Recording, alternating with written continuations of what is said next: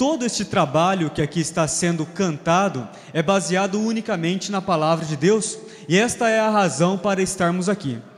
Por isso eu gostaria de chamar a atenção de todos nesse momento, porque nós iremos investir um tempo numa rápida devocional e reconhecendo que as músicas que foram compostas só foram compostas porque o Ageu e o Gessé conhecem a palavra de Deus e querem transmitir essa palavra através da música. E nós queremos compartilhar um pouco em relação a um tema que é o tema da solidão.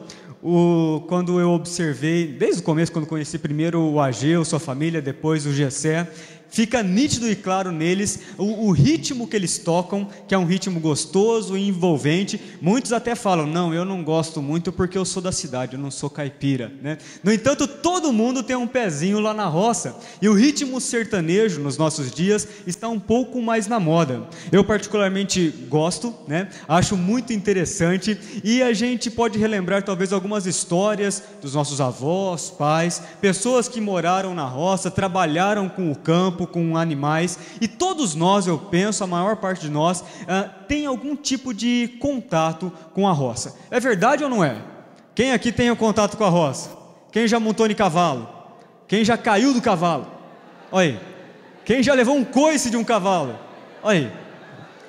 Se começar a conversar um pouquinho mais, veremos aqui que muitos de nós temos um pezinho lá na roça. Mas os irmãos podem observar que as músicas sertanejas, de modo geral, trabalham o tema da saudade, aquela saudade de tempos passados, aquele tempo que era gostoso, o tempo da família, reunião. Também se trabalha um tema do esforço. Tudo é conseguido com muito trabalho, muito suor, mas também um tema que é trabalhado em algumas músicas sertanejas é o tema da solidão. Eu fico imaginando aquela cena, ou aquele agricultor antigo, não esses grandes produtores da atualidade, mas ali com o animal à frente, com um arado atrás, só ele e o animal lavrando e cegando a terra, cortando a terra, porque só revolvendo aquela terra, os nutrientes de baixo poderiam subir para que a semente conseguisse todo o seu alimento para produzir. Somente o animal, o arado e o trabalhador, o suor escorrendo, a solidão do campo. E muitas músicas sertanejas trabalham esse tema, o tema da solidão. No entanto, meus irmãos, aquele lavrador do passado, que trabalhava sozinho no campo, com uma aparente solidão, se tem Deus no coração, nunca esteve sozinho. Trazendo para os nossos dias, talvez você esteja numa sala, num escritório, só você e seu computador, sozinho. Talvez numa oficina consertando um carro, sozinho. A solidão ainda habita nos corações dos homens da atualidade, do homem da cidade. Com base nisso, nós gostaríamos de pensar um pouquinho, que a Vanessa vai me ajudar ali. A solidão basicamente nos nossos dias se expressa com a competitividade, individualidade e o egoísmo. Esses três temas certamente habitam no coração do homem chamado de homem moderno. Competitividade, sempre querendo alcançar algo a mais. Individualidade, não basta alcançar, eu tenho que ser o melhor, eu tenho que conseguir. E o egoísmo então vem dando a certeza para esse tema da individualidade. Gostaria então de relembrar um texto. Vanessa, passa para mim. De Lucas capítulo 19, versículos de 1 a 9, texto conhecido de todos nós, quando Cristo encontra Zaqueu. Acompanhe comigo a leitura desse texto, que diz o seguinte: entrando em Jericó, atravessava Jesus a cidade, eis que um homem chamado Zaqueu, maioral dos publicanos e rico, procurava ver quem era Jesus, mas não podia, por causa da multidão, por ser ele de pequena estatura. Então, correndo adiante, subiu a um sicômoro a fim de vê-lo, porque por ali havia de passar. Quando Jesus chegou àquele lugar, olhando para cima, disse-lhe: Zaqueu, desce depressa, pois me convém ficar hoje em tua casa. Ele desceu a toda a pressa e o recebeu com alegria. Todos os que viram isso murmuraram, dizendo que ele se hospedara com um homem pecador. Entre mentes, Zaqueu se levantou e disse ao Senhor: Senhor, resolvo dar aos pobres a metade dos meus bens, e se em alguma coisa tenho defraudado alguém, restituo 4 vezes. Então Jesus lhe disse: hoje houve salvação nesta casa, pois que também este é filho de Abraão. Verso 10, todos juntos. Porque o Filho do Homem veio buscar e salvar o perdido. Volta mais um slide, Vanessa, versículo 5 também, todos juntos. Quando Jesus chegou àquele lugar, olhando para cima, disse-lhe: Zaqueu, desce depressa, pois me convém ficar hoje em tua casa. Texto conhecido de todos nós. Texto, penso eu, que muitos compositores já comporam com base nesse texto. No entanto, tem alguns detalhes que eu gostaria de destacar neste momento, mesmo que sendo de um modo breve. Jesus estava entrando em Jericó, e a próxima cidade que Cristo iria entrar era a cidade de Jerusalém. Aí nós estamos observando a narrativa de Lucas no capítulo 19, e no final deste mesmo capítulo, Cristo está bem próximo de Jerusalém. Jesus entraria em Jerusalém e não mais sairia com vida. Jesus Cristo entraria em Jerusalém e teria a entrada triunfal. Muitos exaltariam Jesus, mas o final daquela entrada seria a cruz de Cristo. De modo, meus irmãos, que Cristo passava ali por Jericó, a caminho de Jerusalém, e Cristo sabia que estava próximo o final dos seus dias. Ele seria entregue aos malfeitores, seria crucificado e morreria por cada um de nós. De modo, meus irmãos, que aqui nós temos a parte final do ministério de Cristo, e Cristo está então ali caminhando já em Jericó, quando vê uma grande multidão, e Cristo observa que alguém estava em cima de uma árvore chamada de sicômoro, bem comum naquela região de Jericó, Jerusalém, de toda a Palestina. Uma árvore que nós podemos até pensar como sendo flamboyant. Quem é do campo aqui sabe como é o flamboyant.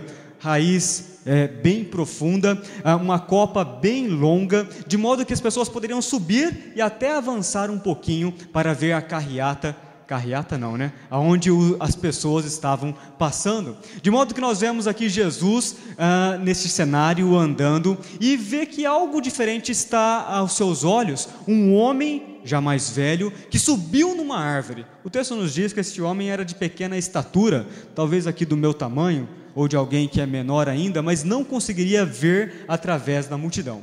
Com base nisso, meus irmãos, Jesus chama aquele homem. Vanessa, por gentileza. E Jesus, neste momento, chama Zaqueu, e eu gostaria de colocar Zaqueu na mesma figura minha e sua, como um homem pecador. Primeira coisa, nós vemos Jesus, ele conhece o pecador. Jesus, no versículo 5 que acabamos de ler, chama Zaqueu pelo nome. Cristo conhecia o íntimo daquele homem. Cristo sabia quem ele era, o que ele fazia ou deixava de fazer, como era a sua família, os seus anseios, os seus problemas, a sua alegria. Jesus Cristo conhece o pecador. Talvez, meu querido, na solidão da vida, do campo, do escritório, da oficina, ou seja, onde for que você trabalha, ou até mesmo na sua própria casa, talvez você se sinta tão sozinho e pense: ninguém me conhece. Mas nós podemos relembrar com toda alegria: Cristo conhece o mais profundo do nosso coração. Sabe aquela dificuldade que você não conta para ninguém? Talvez não conta até mesmo para o seu esposo, para a sua esposa, que dorme na mesma cama que você. Cristo conhece o seu coração, de modo que nós temos a alegria de nos abrirmos para o próprio Deus, o Deus Filho, porque Ele sabe o que se passa no nosso coração. Cristo, quando veio ao mundo, passou por todas as circunstâncias que eu e você podemos enfrentar, de modo que Cristo conhece exatamente o que se passa no seu coração. Você está sofrendo algum tipo de dor? Cristo sabe o que é isso. Você tem alegria no seu coração hoje? Cristo teve momentos de alegria. Você já foi traído? Cristo sabe o que é traição. Cristo viveu todas as coisas que eu e você também vivemos.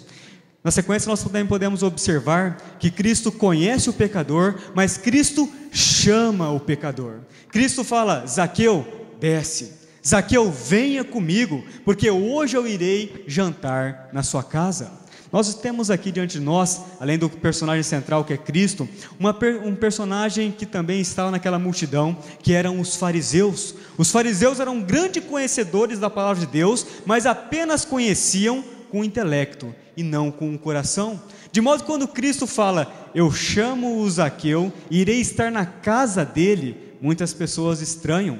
Como pode Cristo ir jantar com um pecador? No entanto, meus irmãos, aqueles fariseus não entenderam a mensagem de Cristo. Cristo veio para os pecadores. Os médicos vêm para quem? Para os doentes. Ou você, quando está tudo bem com a sua saúde, pega o seu plano de saúde, lá o catálogo de médicos, marca uma consulta e vai até o consultório, e quando está diante do médico, fala assim: doutor, eu vim aqui porque eu estou bem.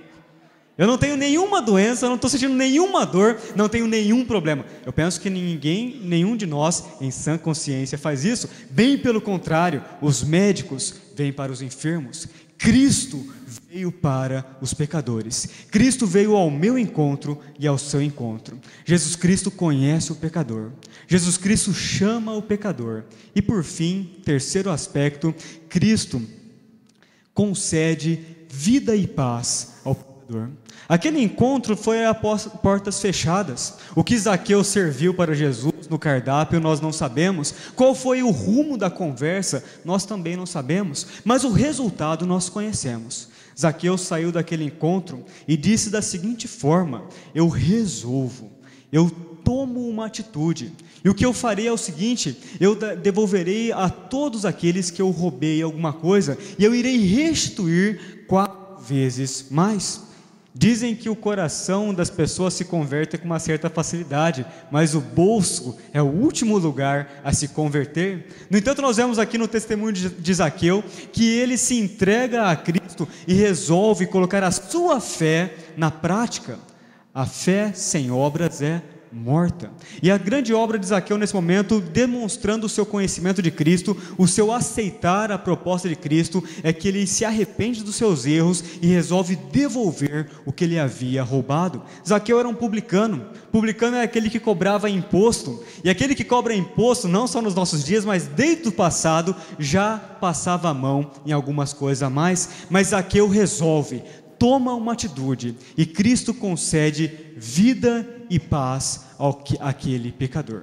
De modo, meus irmãos, que nós temos a grande alegria de nos reconhecermos como Zaqueu, como homens e mulheres pecadores, e podemos reconhecer que Cristo conhece o nosso coração, como conheceu o de Zaqueu. Cristo nos chama pelo nosso próprio nome, para andar juntamente com Ele, assim como chamou o Zaqueu pelo seu próprio nome. E assim como Cristo concedeu vida e paz a Zaqueu, Cristo está pronto a conceder vida, e vida em abundância a você, conceder paz ao seu coração. Eu passo aqui a minha conclusão dizendo o seguinte: muitas pessoas procuram grandes coisas para si, muitas pessoas procuram juntar recursos, bens, títulos e muitas coisas para ter a alegria, para conseguir a felicidade. Muitas e muitas pessoas, mas deixam de lado a verdadeira vida que só Deus pode dar. A Bíblia diz que aquele que vive a sua vida, vivendo como se existisse somente esta vida que nós temos, é o mais infeliz de todos os homens. De igual modo, muitas pessoas procuram a paz em bens, em recursos, em muitas coisas, mas não gozam da verdadeira paz. Aquela paz que é quando nós estamos num almoço de família e vemos a esposa, o esposo, os filhos, os pais, os netos, e nós vemos a alegria, a paz de viver bem com os familiares. Ou então mais tarde, quando nós encostamos a nossa cabeça no travesseiro e podemos dormir o sono dos justos. A verdadeira vida e a verdadeira paz só tem aqueles que conhecem Jesus Cristo como seu único e verdadeiro Salvador. Se porventura, meu amigo, meu irmão, você ainda não teve essa experiência, ainda não conheceu a Cristo de fato, ainda não tem certeza da vida eterna ou não goza de paz no seu coração, talvez hoje seja um momento de você se entregar a Cristo.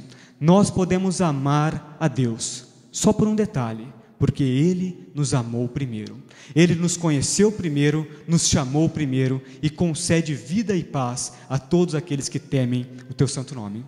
Meu último slide reflete o tema da solidão. Muitos estão sozinhos. Aqueles que estão em Cristo vivem uma vida feliz, uma vida alegre. Eu convido a todos a lermos o versículo 10, o último verso que nós lemos, o texto, lemos: porque o Filho do Homem veio buscar e salvar o perdido. Mais uma vez: porque o Filho do Homem veio buscar e salvar o perdido. Pense agora no seu nome, ok? O meu nome é Sebastião, para aqueles que não me conhecem ainda, né? Quando nós lermos novamente no lugar de perdido, lá no fundo, eu queria que você falasse o seu nome, tá bom? Então eu lerei da seguinte forma: porque o Filho do Homem veio buscar e salvar o Sebastião. Você não vai falar Sebastião não, você vai falar o seu nome, tá bom? Vamos lá, todo mundo junto? Porque o Filho do Homem veio buscar e salvar o Sebastião. Que confusão. Mais uma vez. Veio buscar e salvar o Sebastião. Cristo já te salvou. Cristo já te buscou. De modo, meus irmãos, que nós podemos gozar vida e paz. Feche os seus olhos, abaixe sua cabeça. Vamos falar com nosso Deus em oração. Deus bendito, nós louvamos a Ti por cada um dos irmãos e irmãs que aqui estão nessa noite, Pai. Obrigado, Senhor, por esse trecho da Sua palavra que nós podemos estudar, que nós podemos aprender um pouco mais sobre ele, Senhor. Obrigado porque assim como o Senhor conheceu Zaqueu no passado, o reconheceu dentre aquela multidão, o chamou pelo seu próprio nome e concedeu vida e paz àquele homem, Senhor, o Senhor também está pronto a fazer isso a cada um de nós. Permita, Pai, que possamos nos colocar diante de Ti como servos, humildes, arrependidos diante da Tua palavra, Pai. De modo, Senhor, que nós possamos ter a alegria de cultuar o Teu santo nome, Senhor, e viver todos os dias da nossa vida, essa vida verdadeira, essa paz que nós temos em Cristo, o nosso Senhor. Permita, Pai, que ao voltarmos para nossos afazeres, nossos lares, possamos voltar transformados, alegres e motivados, porque gozamos de vida e paz, não de solidão, mas vida e paz em Cristo, o nosso Senhor. Em nome de Cristo, o nosso grande pastor, é que oramos. Amém.